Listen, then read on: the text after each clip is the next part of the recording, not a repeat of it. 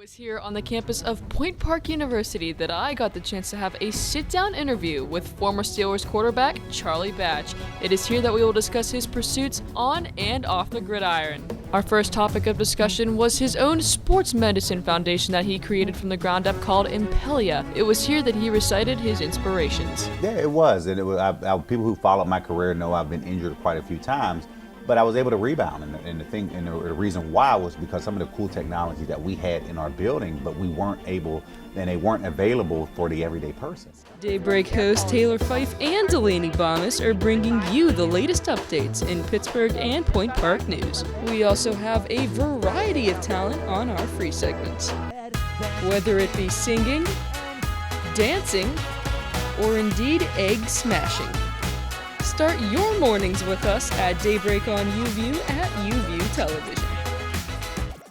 Bjorkstrand, the shot blocked by Hainsey, and the net around now for Hainsey, who moved up, shoots it, scores! Run Hainsey! Jammed loose by Hainsey. Down went a couple of Predators. Ahead comes Hainsey, and then Kessel, and then Malkin, and Hainsey scores! Probably is around 23,000 square feet, and there's 5 stories including a basement.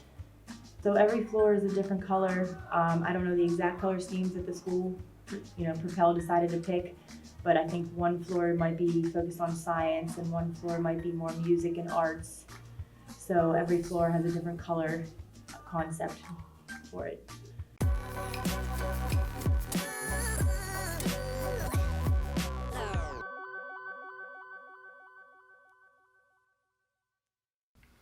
What's up? I'm here. I got a chance to sit down with Joseph Lee II.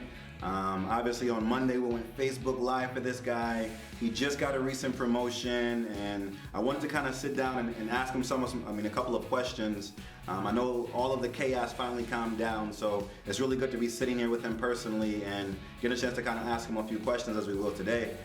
So I guess, Joe, my first question to you would be, kind of walk us through, how did you feel when hearing Jacob and Keith and John, and I know I even got a chance to go up there and speak about you a little bit. Kind of walk us through the feeling that you had when you know that all of those conversations and all of those stories were them recognizing you to owning your very first own business. Honestly, Tony, it was kind of a flood of emotions, more like a rush. It was an adrenaline rush, but right to my heart. You don't really realize how much you impact a person's life, how much influence you have, and what it actually means until they tell their version of what they think of you. What's up? I'm back again with Avalier. In case you don't know, I am obviously in the sales industry, and something that I teach a lot of people that are in sales is something called the swan theory. I want everybody to picture a lake and a swan going across it. Smooth, calm, mellow, gentle. Now dip your head in the water and look underneath the river. And what do you see? The legs of that swan, they're going crazy, right? They're swimming, they're paddling, they're doing everything they can underneath the water. So what does that tell you? That no matter what's happening in life, no matter if that customer is making you mad, if you got that close, or even if you're having issues in your own life, you gotta keep that swan theory. Never let it show that it bothers you. Your success is our business.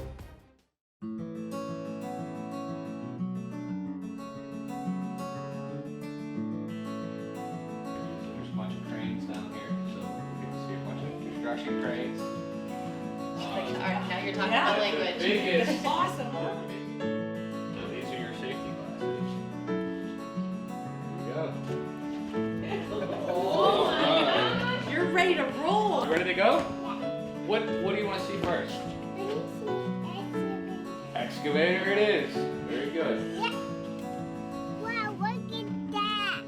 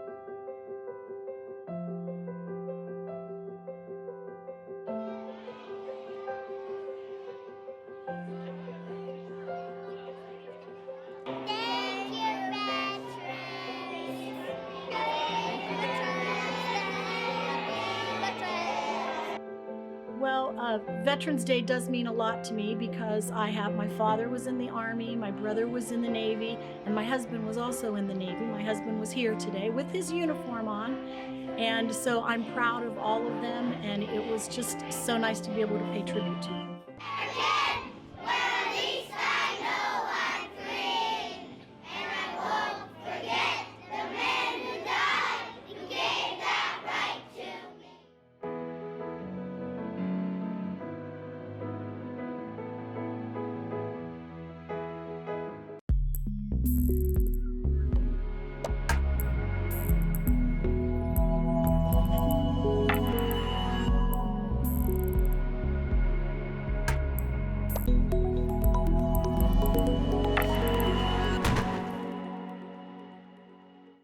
Trigger warning. Some of these videos discuss topics that you may find disturbing. Please be mindful and set your own boundaries for what you may want or not want to watch. Our knees are an extremely strong part of our body, and so using our knees against a vulnerable point on another body will create a predictable response of collapsing that body. We typically think of the vulnerable part of another body for a knee strike being the groin. And the groin can be a good target, but it's important to remember that you need to come up under the groin in order to cause enough pain to really create time and distance for you to get out of the situation. So we want to actually focus on the outsides and the insides of the thighs being the vulnerable points on another body. Those will force a Charlie horse on that body, which collapses the body, creating a predictable response. Like an elbow strike, a knee strike needs to be done from in close. So if Lisa has grabbed me, I can drop into my ready stance, and I'm going to use my back foot to come up into the thigh. And at this point, I really don't care where I end up striking because I know that all of these bands of muscles and nerves on the legs are vulnerable points that will collapse the person and give me time to get out of there.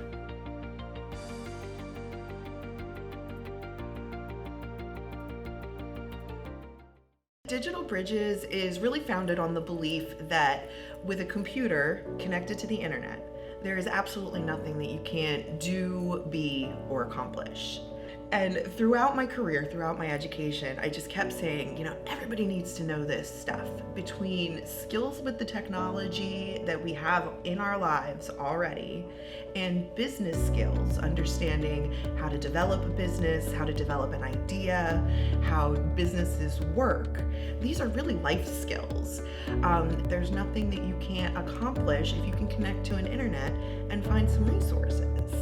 And that's really the gist of where Digital Bridges came from. In fact, the very first infographic I ever made for Digital Bridges, it says, provide people with access to technology, teach them to use it, and guide them on pathways to their own unique success.